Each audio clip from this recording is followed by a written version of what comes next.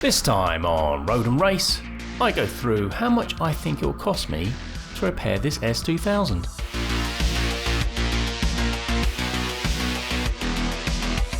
Hello, I'm Neil and welcome to another episode of Road and Race. If you've not caught the previous episodes, I went through and detailed what was kind of wrong with the car and kind of came up with a plan to how I would fix it. In this video, I've just written down all the costs of what I think it will take to get this car fully repaired.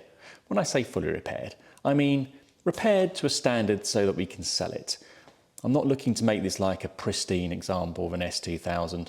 As much as I'd love to, spend weeks and weeks and weeks getting this car absolutely perfect. But this car is going to be sold. So I have to be a bit pragmatic. I have to have my Mike Brewer style wheeler dealer, salesman's hat on. It's probably more of an overcoat, isn't it? Like a sheepskin overcoat if you're a car dealer. Anyway, I digress. You need to be practical about how much you spend repairing the car against how much you think you'll make when you sell it. So at the end of the video, I'll tell you how much a dealer offered us for the car in its original condition. I'll tell you how much I think it's worth once we get it kind of tidied up. So, without faffing about anymore, let's start with the first thing I think needs repairing. So, the bodywork is probably the most obvious thing that stands out at you. You know, the front bumper, rear bumper, the seals, bits of damaged paint all over the car. I'm going to try and do all that work myself and do it for £115. Yeah, ambitious, I think. That's filler, sandpaper, paints, and just a lot of my time, really. So, like all good episodes of Wheeler Dealers, we're not going to include the cost of my time in this. We're just going to pretend that doesn't exist. And then the next episode, so I'll do all these by episode, so that'll be coming out in a week's time, that episode. And then I'll do the next episode on kind of miscellaneous items. So that'll be fixing up the cloudy headlight lens, repainting the windscreen wipers, and trying to get rid of the watermarks in the rear lights. So a bit of paint, maybe some more silicone and a gasket for the rear lights, because I have everything else. 30 quid, I think, to do all that. There we go. And then more of the oily mechanical stuff. So the episode after that, I'll do like a complete mechanical service on this car. So I'm talking engine oil and filter, differential fluid, transmission fluid, coolant, change the drive belts, air filter, refresh the brake fluid, cabin filter, spark plugs. I'll also then change the front discs and pads which are worn out. So 180 quid for all the service items, £117 for the brakes, gives a cost of just under 300 quid, 297. Moving on from that, I will then attempt to refurbish the wheels. They seem a bit challenging because they are diamond cut, and I'm not fully aware of the process of restoring a diamond cut set of alloys, but I'll look into it and see what I can do myself. Could probably just do a very, very good cleanup. There's really, really, really heavily ground in brake dust on these wheels, and you know, just by spending the time tidying it up, I might not need to refurbish them. But we'll see. There's a bit of curbing on some of them, so who knows? I'll get onto that. But you know, filler, sandpaper, paints, cleaners, brushes for that. £92 to restore 4 wheels. We'll see how that goes. Moving on to the next item. As you know, the driver's seat has a big tear in it. Apart from that, it's in fairly okay condition. You know, if you just clean the leather and repaint it, it'll probably come up really nice. So, looking on eBay, a second-hand S2000 seat is going for about £275 with postage, which isn't awful, but is a fair amount of money when you consider how much you're spending on the car. So a viewer called Marvelous suggested that I get like a leather repair patch. So what that is a piece of material that goes behind the tear, and then you kind of glue the tear onto it, and then it should be a fairly seamless repair. Don't know, we'll see. I will attempt that first because that's obviously quite a low cost option. And if that doesn't work, then obviously we'll have to buy a new seat. So that's the approach of that.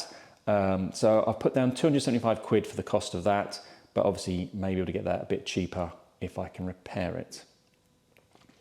The next episode will be another miscellaneous collection of bits. I'm going to fix the wonky weather seal that's on the driver's window. Going to clean out all the mud from the seals to prevent any further rot. Clean the underside of the car, get it ready for rust protection. I'll use Lanaseal and just spray down everything underneath the car, stop it getting any worse.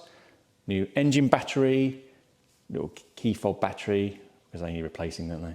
Floor mats, fixing the door hinge that clunks when you try and open the door, and fix the license plates. That one's got a crack in it, so I might just get one or I might get two, don't know, we'll see.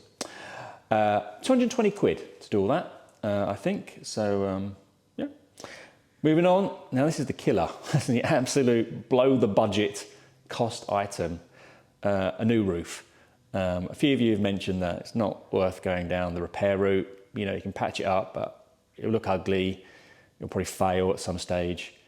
It doesn't really scream desirable when you buy the car. You know, if somebody wants to buy a car, they want to know like it's in a fairly good condition. They don't want to have to see a bad rip in the roof, do they? So I'm budgeting £1,000 for this, which is something you could suggest a bit optimistic. They do come a lot more expensive, but I'm going to try and shop around. A couple of people have suggested cheaper alternatives. So Smarty72 has suggested Jack R. Smith motor trimmers in Swansea, and John F. Harvey has recommended Raymond Pugh in Swansea as well. They're all in Wales, which is miles away. It's about 4 hours away from me, Wales. But they say they can do the roofs for under 400 quid, say 350, something like that, which would be a big saving. So I have to spend the time in the car getting there, you know, 8 or 9 hours driving in one day, but big money to be saved potentially. So we'll look into that. I'll give them a call. Then something I've been looking forward to for a long time, that is the really detailed, super nerdy clean. I'm talking like interior clean, boot clean, engine bay clean, exterior clean, exhaust tips, get those nice and shiny. I have quickly cleaned this car and it made a little bit of difference, but not much. We really need to get down and spend a good couple of days just really getting all the dirt out of this car. It's been ground in over 12 years. Yes, it's not been cleaned properly for 12 years. So that's the challenge I have with that one. And I'm quite looking forward to it. So that should only cost about 40 quid in kind of cleaners and bits and bobs and stuff like that. So that's quite a cheap episode, that one. Adding all that up, if you've not been doing it in your head as you go along, you know, what's wrong with you, surely? Just over £2,000, £2,069 to get this car looking pretty good for its age. Not perfect, but pretty good for its age. Moving on to how much we think I can sell this car for and how much the dealer offered me in its kind of existing state. So the dealer offered me £7,500 for this car, which when you consider how much needs doing on it, not a bad price actually. You know, I'm going to spend £2,000 on it, and you know, a dealer probably have to spend a bit more to get it up to kind of spec. So not a bad price if you just want to do nothing with it. Now, looking on Auto Trader, a car that's done 80,000 miles, which this one has, you know, okay examples are going for about £11,000. So that's kind of what we're working with here. So, you know, take the dealer price, £7,500, plus the £2,000 I'm going to spend on it, £9,500. So if I can keep the budget in line, I was about £1,200, £1,500 worth of profit in there. Not too shabby, is it? You know, if I can get the roof a bit cheaper, you know, we can get that profit up to £2,000. And if I don't need to buy a new seat and I can repair it, £2,200. So, you know, potentially, if I'm clever and don't spend too much, I can get a fair profit out of this car. Not too bad, is it?